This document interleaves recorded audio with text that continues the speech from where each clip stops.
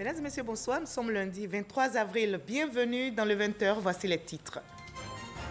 Un forum national sur les transports urbains s'est ouvert ce lundi à Abidjan. Les acteurs du secteur réfléchiront pendant 48 heures sur les outils nécessaires pour développer les transports urbains sûrs et dont les coûts sont abordables. Nous aurons un dossier dans ce 20h consacré aux vidéos postées sur le net. Que rapportent justement ces vidéos? Quelles sont les retombées financières des likes et des vues sur les réseaux sociaux? Contrats publicitaires, opportunités de revenus, nous en saurons davantage dans ce journal.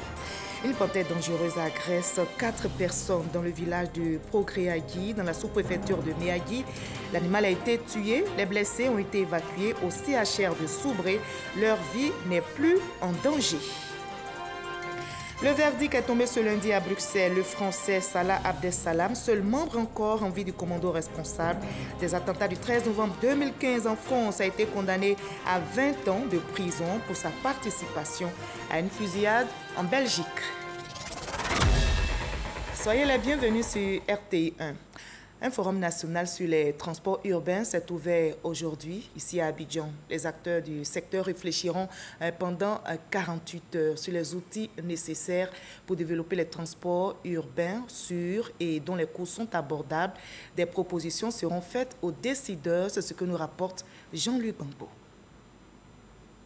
Comment accéder à des transports qui soient en harmonie avec la forte urbanisation de la Côte d'Ivoire? Cette question, au centre de ce forum, est d'autant plus d'actualité que le pays connaît l'une des urbanisations les plus fortes d'Afrique subsaharienne.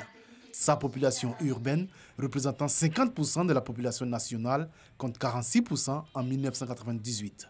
Partout en Afrique, les villes connaissent une démographie galopante et il faut donc dès aujourd'hui prendre les meilleures mesures, les meilleures décisions pour faire face, n'est-ce pas, à ce gonflement démographique des villes.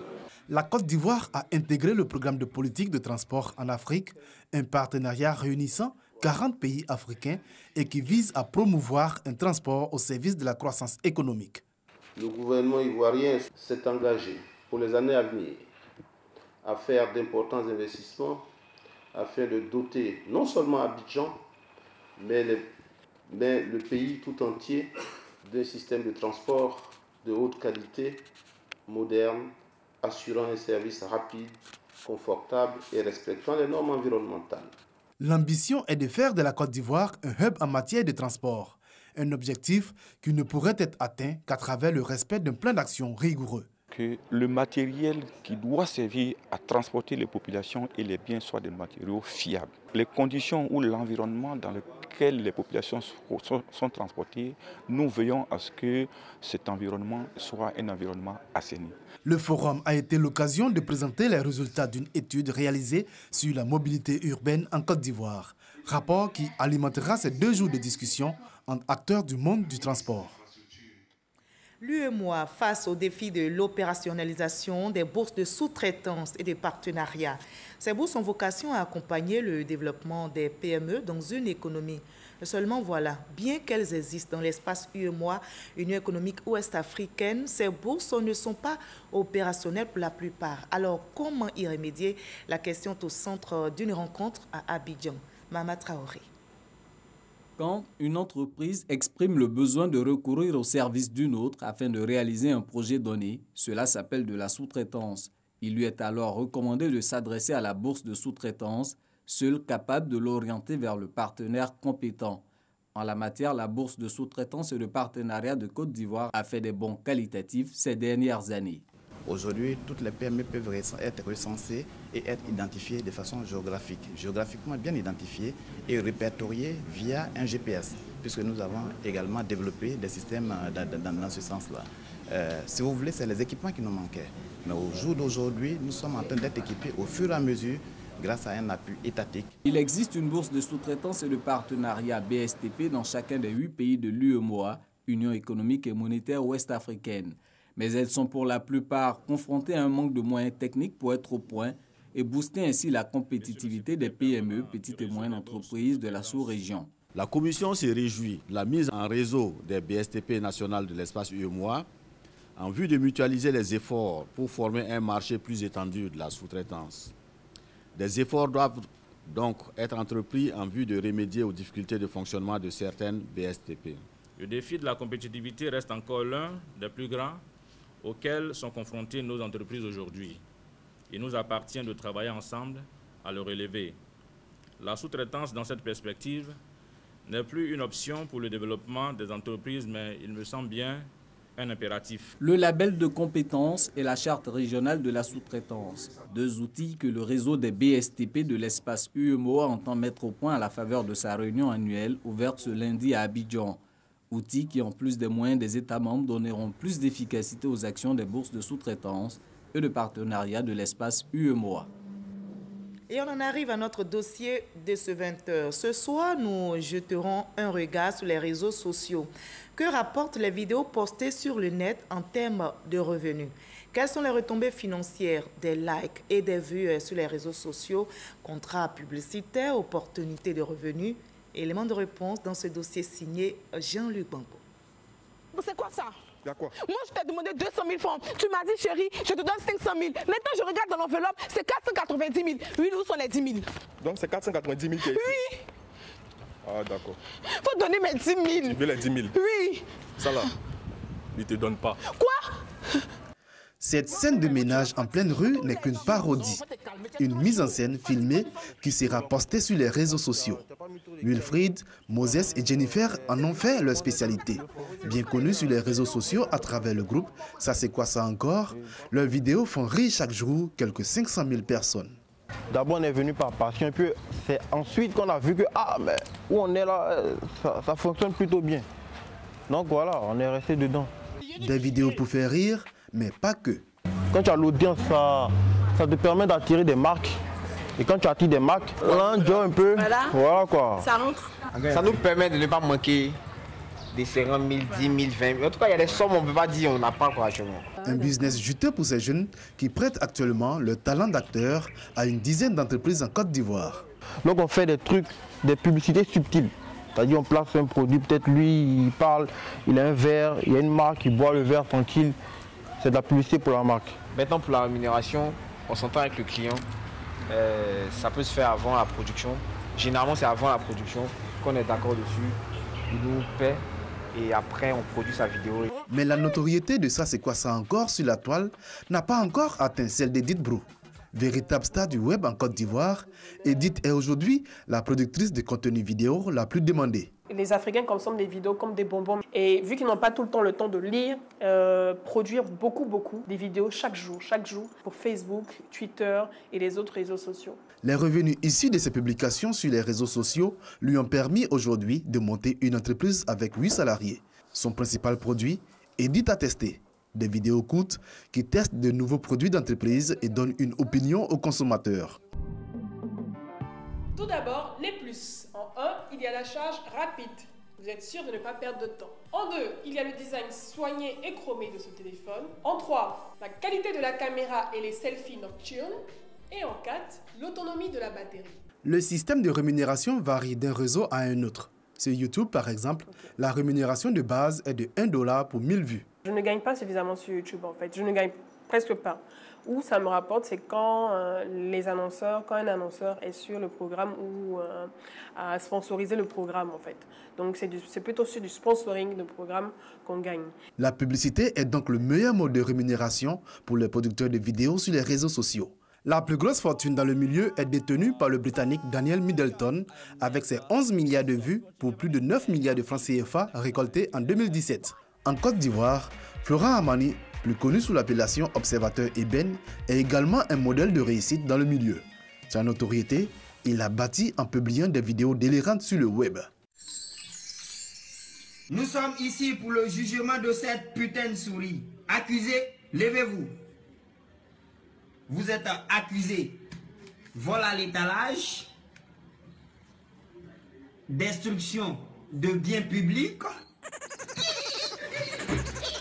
Suivi par plus d'1 million d'abonnés sur les réseaux sociaux, Observateur Eben est désormais installé en France où il continue de produire des vidéos et d'engranger les revenus.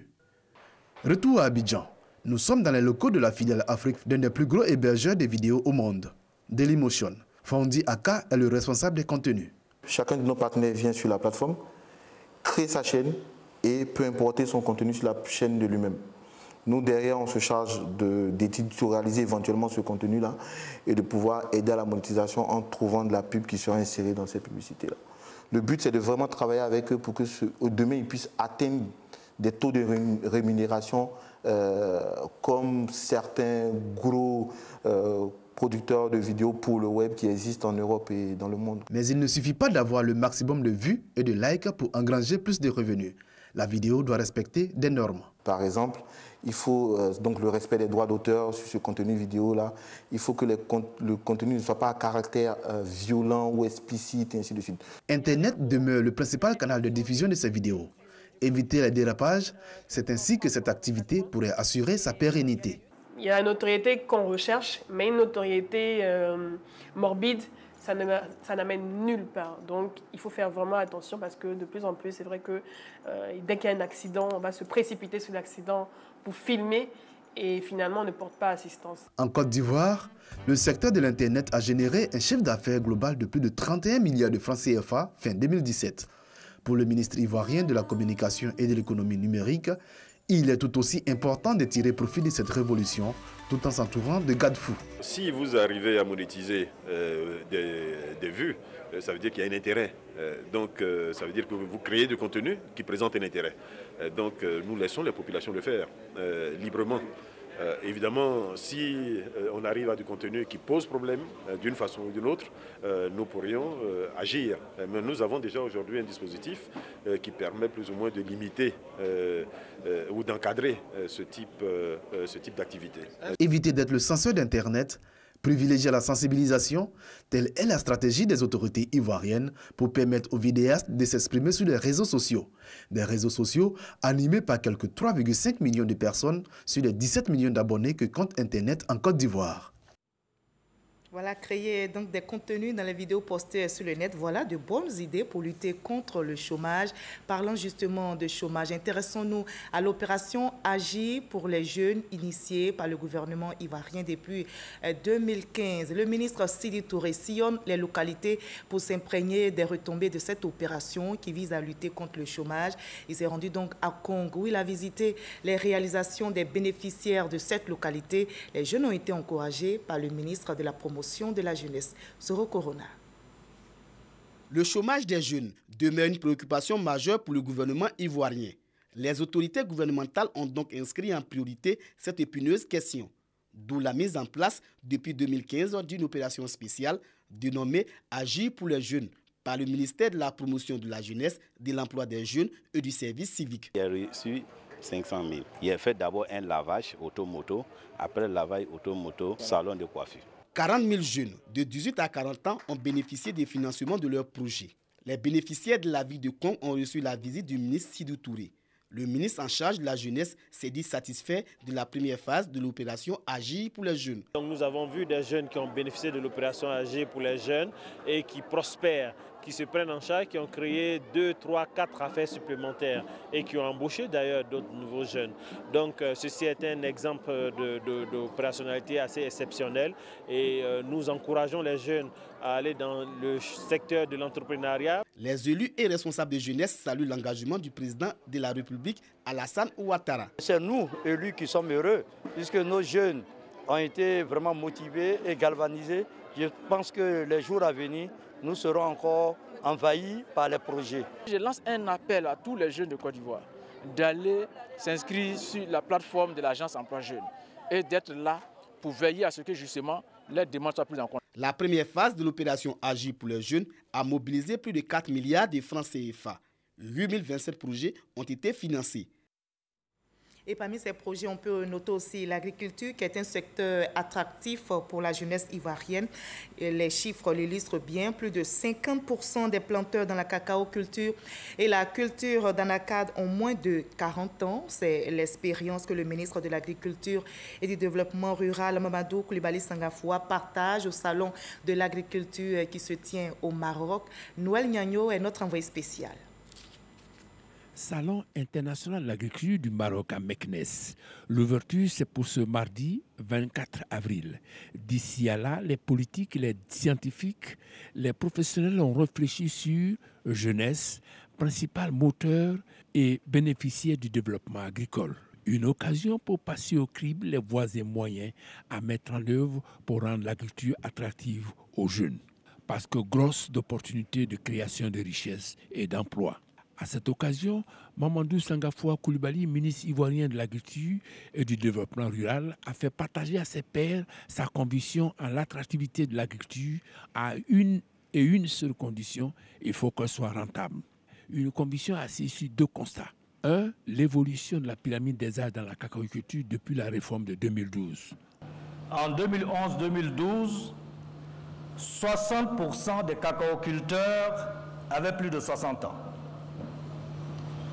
Lorsque, au terme des 5 années de la mise en œuvre de la première génération du programme national d'investissement agricole, nous avons refait l'enquête sur la pyramide des âges, aujourd'hui, le résultat est que nous avons plus de la moitié des agriculteurs qui ont moins de 40 ans.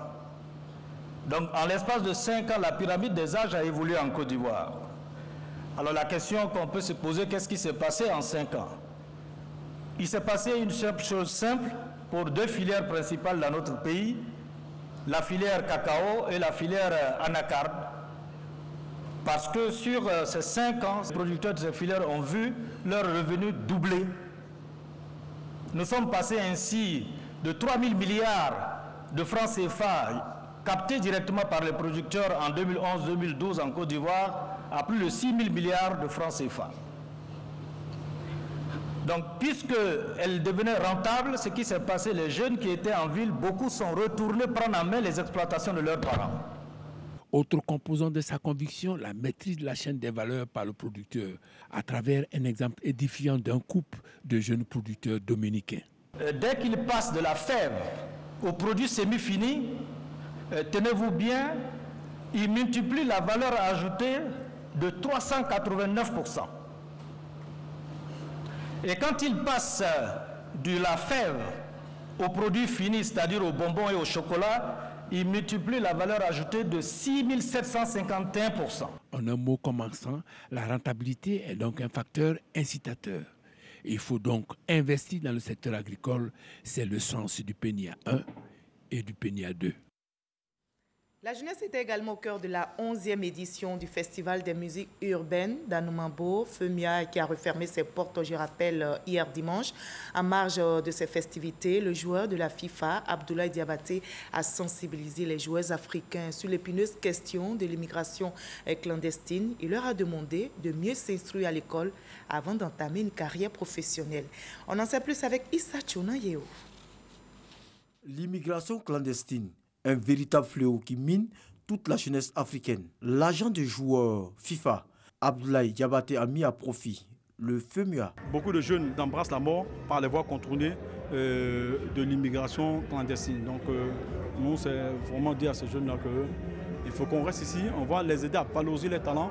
On va créer des partenariats où ces personnes seront fréquemment aux abords de la lagune de Viguier ici, le regarder, et les plus chanceux, les plus talentueux pourront connaître une aventure. Le manque de professionnalisme en Afrique et le mauvais traitement des joueurs footballeurs sont une cause de leur exode vers l'Europe. Abdoulaye Diabaté, l'agent des joueurs, sollicite l'aide des États pour une meilleure organisation du football. Au niveau de la Côte d'Ivoire en général, nous en manquons. Il y a les infrastructures.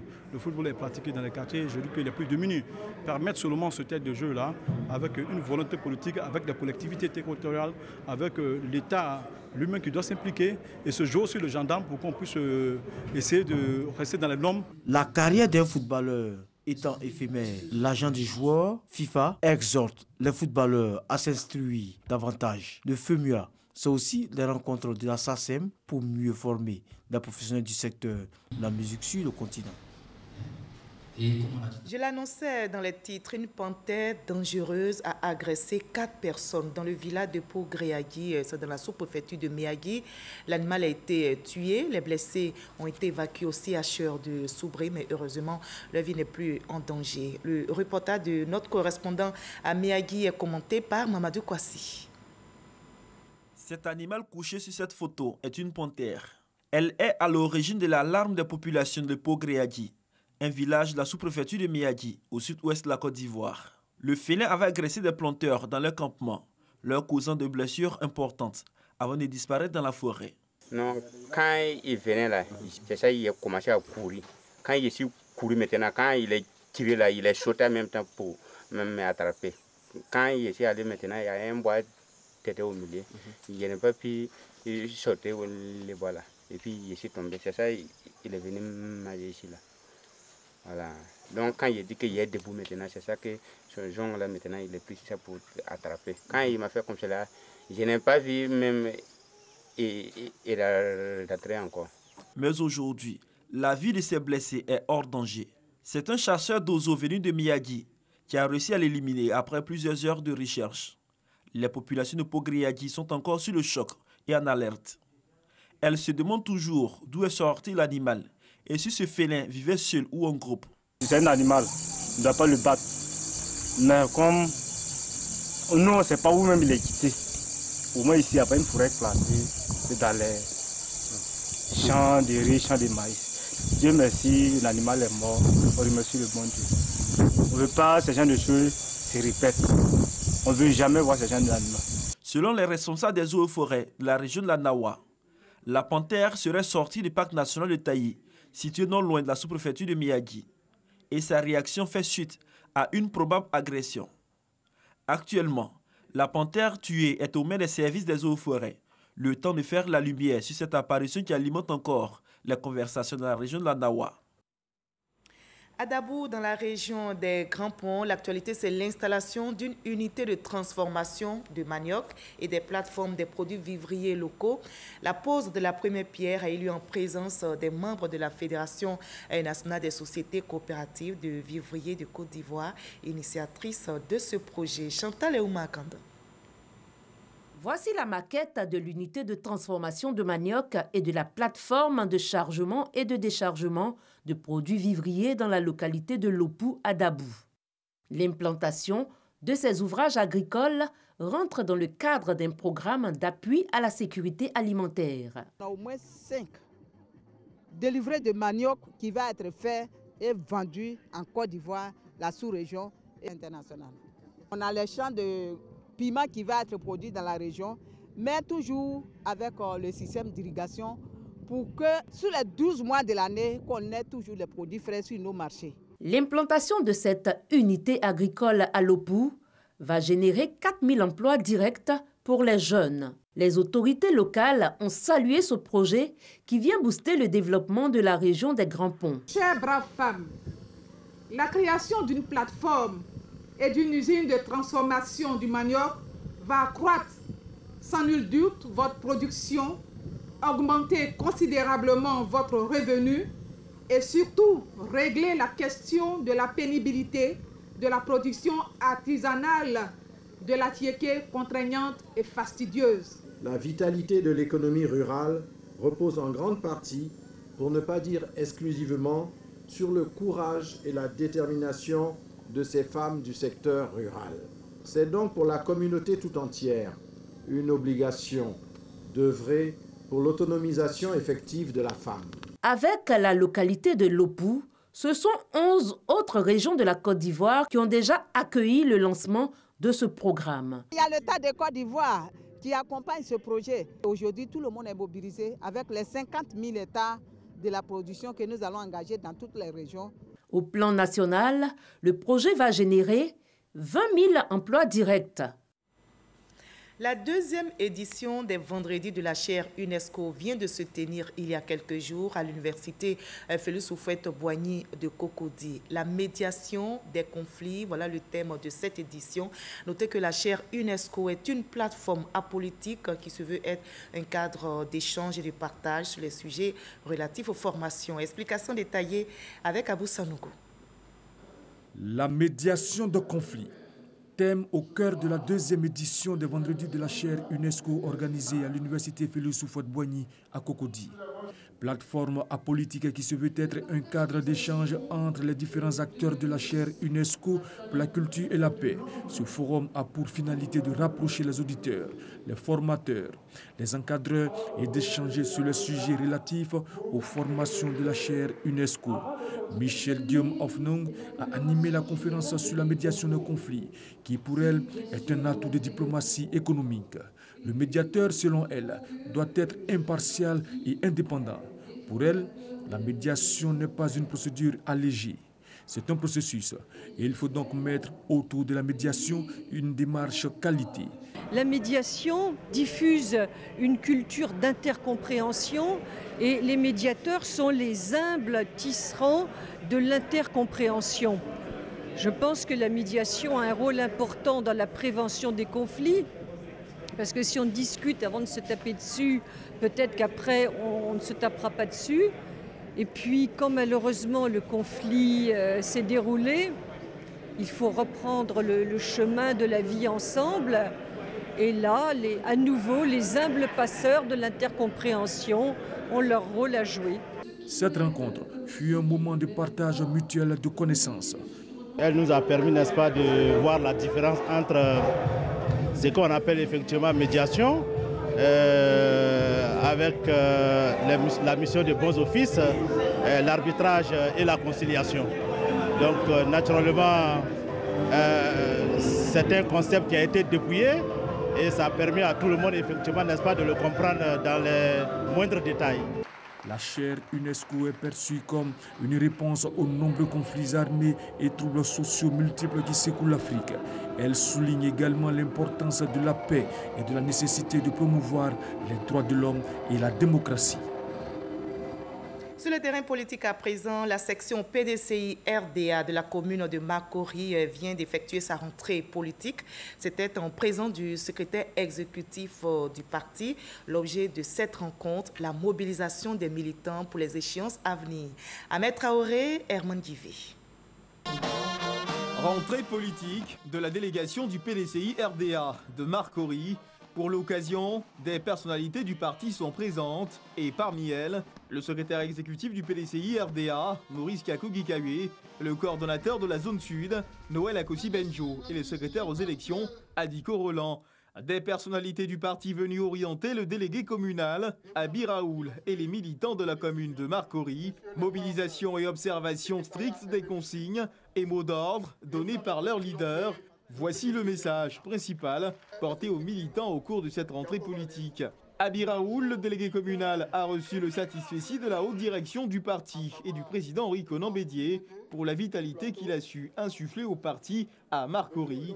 Des réunions régulières et des audits ont permis de garder les troupes prêtes pour les batailles à venir. Tout cela dans l'unité du RHDP. Les moments forts de cette cérémonie, la décoration au titre de commandeur et d'officier des militants les plus valeureux, également des motions de soutien pour appeler à l'union sacrée autour du délégué communal Abi Raoul afin de garantir au RHDP de conserver la commune stratégique qu'est Marcory.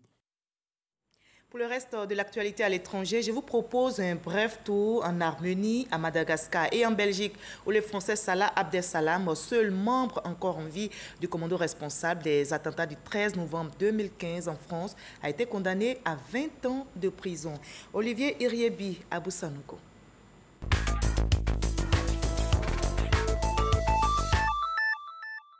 Après les affrontements de samedi entre manifestants et forces de l'ordre qui ont fait 3 morts à Antananarivo, le président de la République a prononcé un discours dans lequel il a appelé à la responsabilité de chacun. Selon lui, Madagascar n'a pas besoin d'une nouvelle crise. Il invitait donc les forces de l'ordre à prendre leurs responsabilités pour défendre cet état de droit et la démocratie et à faire leur devoir de protéger les civils et leurs biens. Le tribunal correctionnel de Bruxelles a rendu ce lundi 23 avril son verdict à l'endroit du djihadiste français Salah Abdeslam pour sa participation à une fusillade avec la police en mars 2016 dans la capitale belge. Salah Abdeslam, dernier survivant des commandos des attentats du 13 novembre 2015, a été reconnu coupable par la justice belge de tentative d'assassinat sur des policiers dans un contexte terroriste. Il avait été arrêté le 18 mars à Molenbeek, un quartier de Bruxelles, avec Ayari au terme de 4 mois de cavale. Le Premier ministre arménien, Serge Sarkissian, a rendu sa démission ce lundi après 11 jours de manifestations antigouvernementales dans la capitale Erevan. Il est accusé par l'opposition de chercher à s'accrocher au pouvoir après avoir passé 10 ans à la tête du pays. Le député Nicole Pachinian, chef de la contestation arrêté au début des manifestations, a été libéré un peu plus tôt dans la journée. Voilà la fin de ce 20h, supervisé par Hervé Blé, réalisation assurée par Edouard Kofi Sakra et Yo Parfait. Merci à vous tous de votre aimable attention.